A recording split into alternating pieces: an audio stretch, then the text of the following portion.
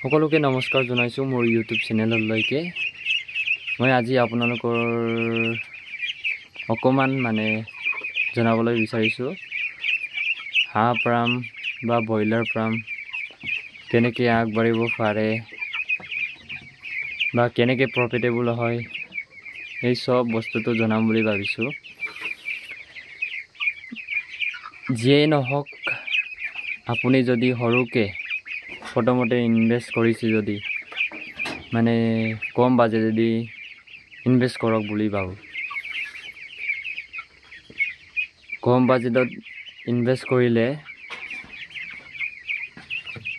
আপুনি তেতিয়া গম পাব প্ৰফিট কেনেকুৱা হৈছে বা প্ৰফিট কেনেকৈ হোৱা নাই সবকে জনাবলৈ বিচাৰিছো যে এয়া মই হাঁহ পুহিছো, এইবিলাক বেছি নহয় মাত্ৰ 50টা, আৰু হিপালে পুহিছো ব্ৰইলাৰ, আৰু গড়ৰ তলত পুহিছো কয়লাৰ। এইফালে জ্বলি আছে সৰুকে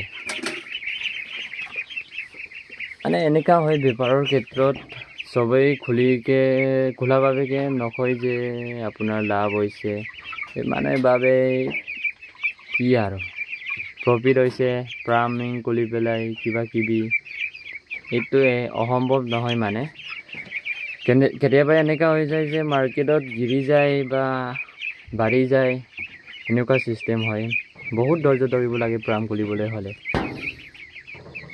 আৰু ভেকচিন দিবলগীয়া হয়, ভিটামিন বহুত ক'বলৈ গ'লে পুৰা লোকচান হয়। এনেকৈ বুলি মই ভবাৰ মতে আৰু মোৰ এই যোৱা 2-1.5 মাহত কমচে কম 4000 প্ৰফিট হ'ল। 100টাত বেছিও প্ৰফিট হোৱা নাই। কেতিয়াবা ভাবো এৰি দিম নেকি ফাৰ্মিং খোলা। ব্ৰইলাৰত মোৰ পুৰা লছ হৈছে। কি কৰিম আৰু, কৰিবইতো লাগিব, কৰ্ম কৰি খাবই লাগিব চবেই।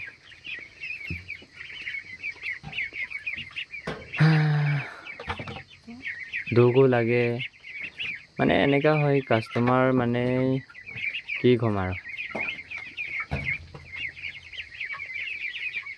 অলপ মটিভেট আছে বাৰু। যিমানেই হওক লছ হওক ট্ৰাই কৰি চাম। মোৰ লাইফৰ সপোন ফাৰ্ম কৰি পেলাই কেনেকৈ আগবাঢ়িম। সকলোকে থেংক ইউ। ভিডিঅ'টো ভালদৰে চাই দিব। মই ভালদৰে ফাৰ্ষ্ট টাইম এক্সপিৰিয়েঞ্চ নাই, এইটোৰ কাৰণে অলপতে জনাই দিছোঁ আৰু বাছ ইমানে। চলি কেনেকুৱা হৈছে বিয়া পাতি একদম সংসাৰ আগবঢ়াব লাগিব আৰু এনেকৈ আৰু।